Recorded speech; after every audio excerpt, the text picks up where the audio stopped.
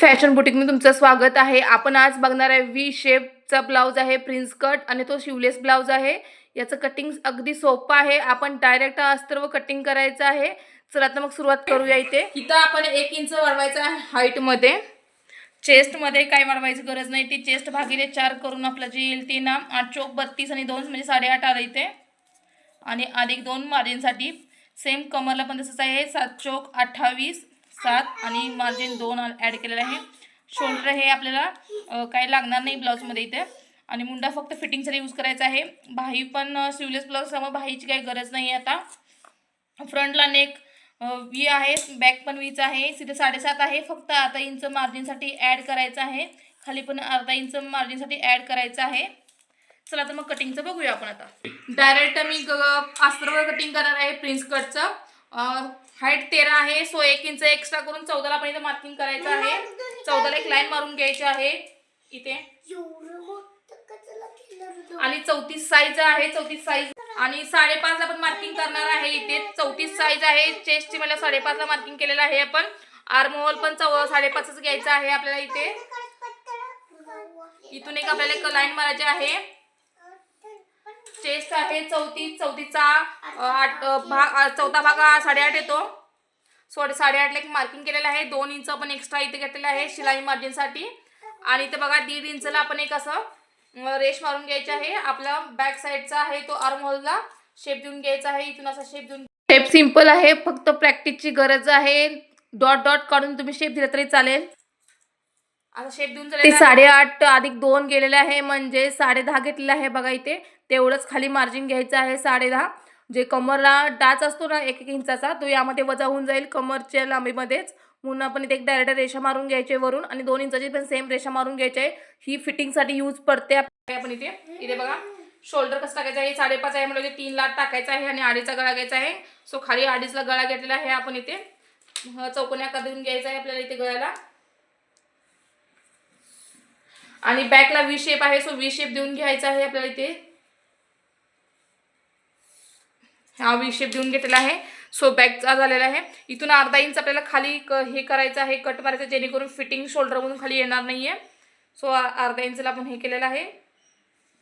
आता आपलं हे बॅकचं कटिंग झालेलं आहे, आपण बॅकचं कटिंग करून घेऊया।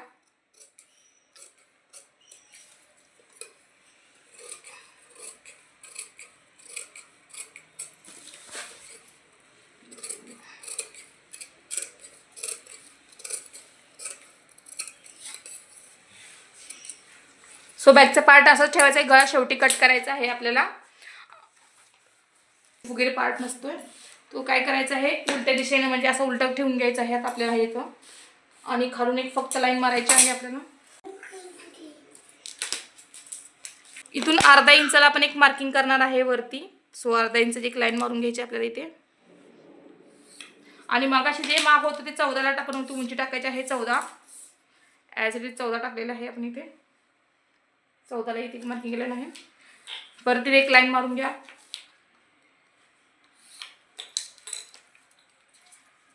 पुन्हा इथं 5.5ला आहे, त्यामुळे इथे शोल्डरला 3चं मार्किंग करून घ्यायचं आहे। 5.5 परत खाली आर्म होल पण 5.5च घ्यायचं आहे आपल्याला। 5.5 परत 5.5ची एक लाईन गेली। चेस्ट मगाशी किती होतं सांगले, 8.5 होतं। 8.5ला एक मार्किंग केलेलं आहे, 2 इंच एक्स्ट्रा घातलेला आहे आपण इथे 34चे निम्म। सो इथून 1 इंचला आपण इथे 1 इंच घ्यायचं आहे फ्रंट आर्म होलसाठी। शेप देऊन घ्या इथून असा। अर्धा इंच खाली डाऊन करा इथून।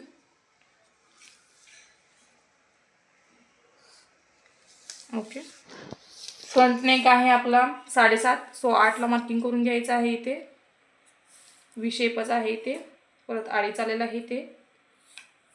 आणि इथून असं एक व्ही शेपचं इथून हे करून घ्या, मार्किंग करून घेऊया आपण।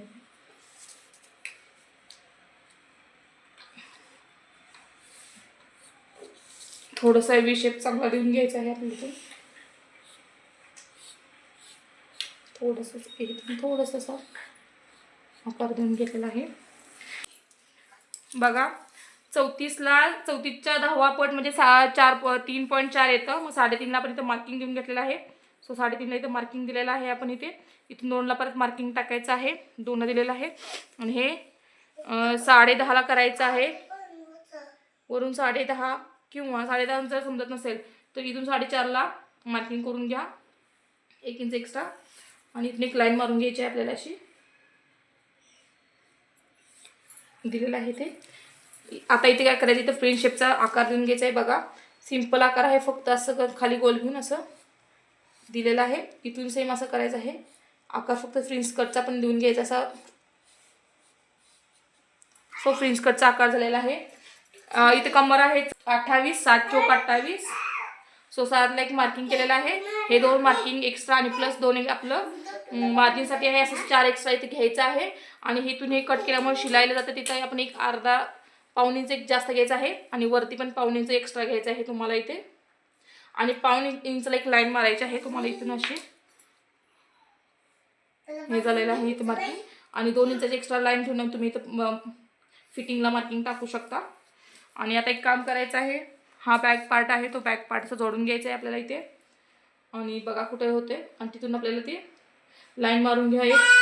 आणि इथून खाली आपला डाऊन करून घ्यायचं. इथून हा पॉईंट इथून असा जोडलेला घ्यायचा आहे आपल्याला. असं डाऊन केलेलं आहे. आणि ह्या पॉईंटपासून ते इथपर्यंत घ्यायचं आहे आपल्याला. लाईन मारायची तिथून ते आपल्या इथपर्यंत लाईन मारून घ्यायची. आपण जे एक्स्ट्रा अर्धा इंच घेतले त्याला ते जोडायचं आहे. बघा असं करून थोडंसं खाली जरी आलं तरी चालेल, नाही प्रॉब्लेम नाही. परत आपण कटिंग करून घ्यायचं आहे. अशा टाईपचं 2 लाईन मारून घेतलेल्या आहेत आपण इथे. हा प्रिन्स कटचा शेप झालेला आहे. बघा इथे फ्रंटचा नेक तयार आहे. आता आपण डायरेक्ट कटिंग करून घेणार आहे इथे.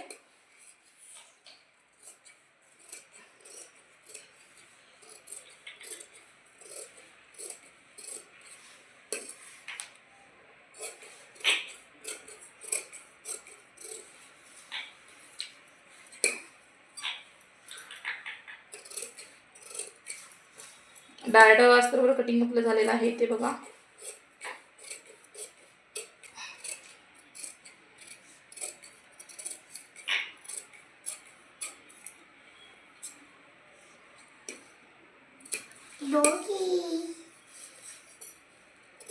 आणि हा शेवटी कट करायचा आहे. आधी कट करू नका, शेप चुकेल तुमचा.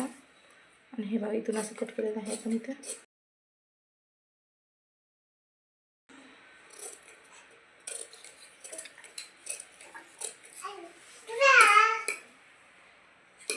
शेप कट केलं की अशा तऱ्हेने आपला हा प्रिन्स कटचा तयार झालेला आहे. आणि स्लीवलेस ब्लाऊज आहे.